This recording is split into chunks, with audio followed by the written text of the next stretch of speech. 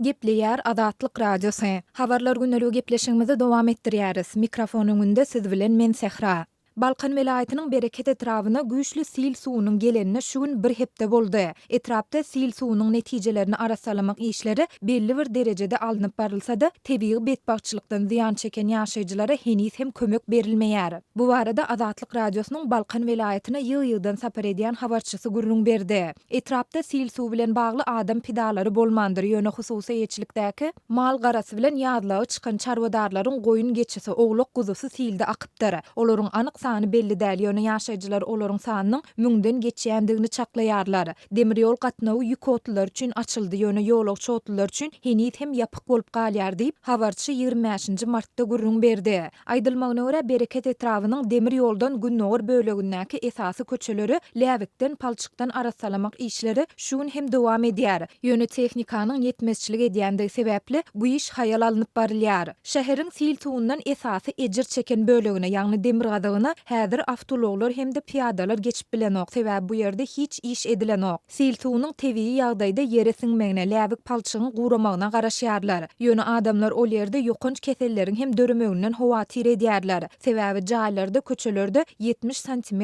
galyňlykda palçyk ýatyr. Häzir şäheriň sil suwundan ejir çeken böleginde ýekeje edara guramada işlänok, ýekeje ýaşaýjyda ýaşanok diýip habarçy ýerli ýaşaýjylaryň ençemesine salgylanyp gurrun berdi. Azatlyň habarçysy Bereket şäherindäki mekteplere göçürilip eltilen maşallaryň bu ýeri terk edip öz tanyş bilişleriniň öýlerine ýerleşendigini hem belledi. Onuň sözlerine görä şäheriň Demiradyk böleginde ýaşaýyş jaýlaryna deper ýeten adamlar köpçülükleýin üýşüp bereket etrawynyň häkiminiň ýanyna baryp kömek sorapdyrlar. Ýöne etrap häkimi olara göwnlük hem bermän ýüzlerini alyp goýberipdir. Sizden bize kömek boljak dälmi diýip soradyk. Ol bize hökümetiň näçelap jaý çöktü, çağalar bagyna, mektebe, häkimligiň jaýyna, keselhana ziýan ýetdi. Biziň borjumuz şolary bejermekden ibarat. Size belkem köşk salyp bermelidir diýip ýüzümizi alyp goýberdi diýip bereketli ýaşaýjylaryň biri anonim şertde Azatlygyň habarçysyna gurrun berdi. Onuň sözlerine görä Bereket şäherindäki Bäwek dowryan keselhananyň hem işlemeýändigi sebäpli göwreli denanlaryň dogan garyndaşlary para berip olary welaýatyň beýleki ene mähre merkezlerine ýerleşdirmäge synanşýarlar. Ýatlasak mart aýynyň 18-inden 19-na geçen gece güýçli ýagan ýagşyň netijesinde Balkan welaýatynyň Bereket etrawynyň administrativ merkezini we onu golay obasyny sil suw basdy.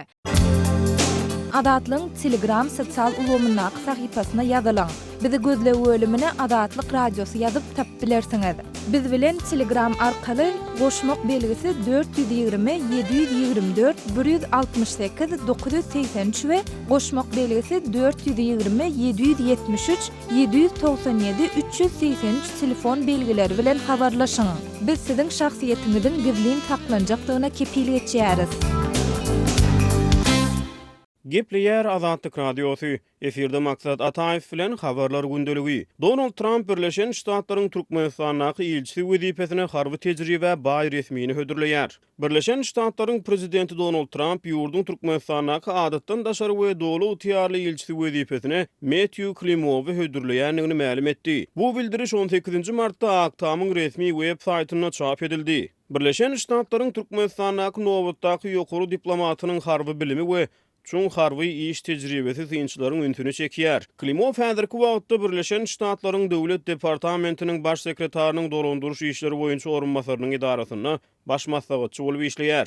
Ol Brüsselde NATO'nyň baş sekretarynyň orunmasarynyň kömekçisi bolup işledi. Klimow 1973-2003-nji ýyllar aralygyna Birleşen Ştatlaryň ýaragly güýçleriniň hataryna guruluk etdi hemde polkovnik harby çyny bilen hormatly diňjalşa çykdy. Ol Saudy Arabistanyna we Kuweytde çöl harasaty operasiýalaryna gatnaşdy. Azatlyk Radiosu Aşgabat bilen Washingtonyň arasyndaky gatnaşyklarda uly rol oýnajak nowatdaky Amerikan diplomatynyň harby geçmişini üns merkezine çekip Merkezi Aziýa boýunça ekspert Bruce Panier'e sorag bilen ýüzlendi. Well, it's a curious choice, and of course we don't know exactly what information the US president had access to when he decided to nominate. Howpsuzlyk gowy elbetde biz Donald Trump bu adamy wezipe bellemek kararyny gelene haýsy maglumatlaryň Trump'a ýeterli bolanyny bilmeýäris. Näme üçin Birleşen Ştatlaryň Türkmenistanyň ilçisi wezipesine harby geçmişi baý bolan adamy belläp bolar. Elbetde alkymly Awganistan marýada belki de bu ýerde başga bir zatlar bardyr.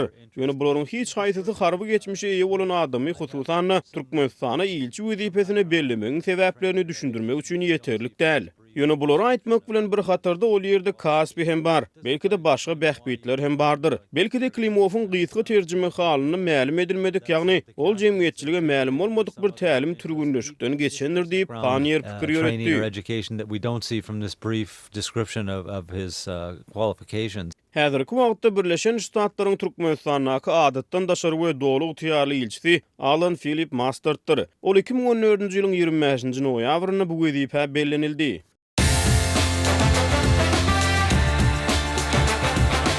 Дорогие радиослушатели, информация «Радио Азатлык» теперь доступна и на русском языке. Наш сайт на русском – rus.azatxabar.com.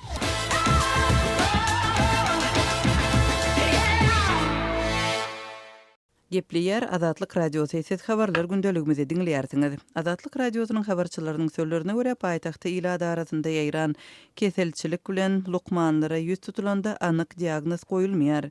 We näsaglar köplenç özlerini özüçe bejermeli bolýarlar, bu bolsa erbet netijelere getirýär. Adamlaryň kesellemegi dowam edýär, lukmanlar öz arasynda oňa virus diýerler. Köplerin bir näçe ýylyk izlizini kesellýärler, bir-birini ýokuşdurýarlar, sebäbi işden galmak gymmada düşýär we ýolbaşçylar nägile bolýar diýip Azatlyň habarçysy 25-nji martda habar berdi. Bu keseler resmi taýdan diagnoz goýulmanlygyny belledi. Azatlyň habarçylary bilen söhbetdeş bolan lukmanlaryň sözlerine görä keseliň esas alamatlary 3-6 günläp gyzgynyň ýokary bolmagy, damak agyrsy, diliň reňkiniň goýy gyzyla öwrülmegi we onuň düýbüniň iriňlemegi ýaly ýagdaýlaryň döremeginden ibaret. Şeýle de böwrege ziýan ýetmegi we uzak wagtlap güýçli üsküligiň saklanmagy ýaly ýagdaýlar hem ýüze çykýar. Azatlyk bilen söhbetdeş bolan Saglygy saklaýyş we bilim pudugynyň işgärleri soňky aýlarda iň köp ýaýran keselleriň arasynda skarlatinany ýagny täze horoz keselini, agdaýarlar çağlaryň arasynda virusdan başga da täze horoz keseli giňden ýaýrady. Emma bu diagnozy goýmak gadagan simptomlary meňzeş, emma täze horoz keselinde diliň üstü örtülýär we damagy iriňli örgün örýär. Tanyş lukmanym awtobuslarda elleriniň hamy gat-gat bolup sypyrlan çağlara köp duş gelýänligini aýtdy. Bu alamatyň agyr netijeleri galdyrýan täze horoz keseliniň bolanlygyny, alamatlandyrýanlygyny ol belledi diýip habarçymyz aýdýar. Türkmenistanyň häkimetleri ýurtda ýylar arasyndaky keselçiligiň resmi statistikasyny çap etmeýärler. Möwsümleýin keselçilik we onuň öňüni alyş çäreleri barada ýylaty habarly etmeýärler. Milli habar beriş serişdeleri bu problemany gozgamaýarlar. Munyň bilen bir wagtda da ýurtda saglygy saklaýyş ulgamynyň işgärleriniň arasynda keselçilige garşy sanjymlar edilýär. Türkmenistan'dan Azatlyk radiosynyň azathabar.com web saýtyna Sayfon 3 proxy ulgama arkaly howpsuz ýagdaýda girip bilersiňiz. Sayfon 3 dowamly özgörýär. Şonuň üçin ony her 2 hepdeden täzeläp durmagy unutmaň.